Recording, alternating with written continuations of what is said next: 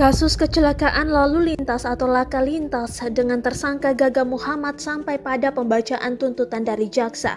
Dikutip dari Tribunnews.com, jaksa menuntut pria bernama lengkap Gaung Sabda Alam Muhammad itu dengan hukuman 4 tahun 6 bulan penjara dan denda 10 juta rupiah. Korban dari kecelakaan itu Laura Anna lumpuh pasca kecelakaan di tahun 2019 selama 2 tahun. Di tengah perjuangan Laura Anna mencari keadilan, dirinya meninggal dunia pada 15 Desember 2021 lalu.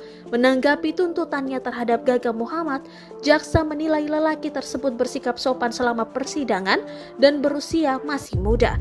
Hal-hal yang meringankan: saudara bersikap sopan selama persidangan, saudara menyadari kesalahannya dan menyesali perbuatannya. Terdakwa masih berusia muda yang diharapkan dapat memperbaiki perilakunya di kemudian hari, kata jaksa dalam persidangan di Pengadilan Negeri Jakarta Timur, Selasa 4 Januari 2022.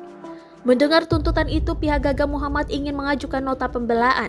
Di sisi lain, pihak Laura Anna menuntut ganti rugi sebesar 12,6 miliar rupiah yang sebelumnya tak disanggupi Gaga Muhammad. Sidang berikutnya akan kembali digelar pada tanggal 10 Januari 2022 mendatang. Terima kasih sudah nonton. Jangan lupa like, subscribe, dan share ya.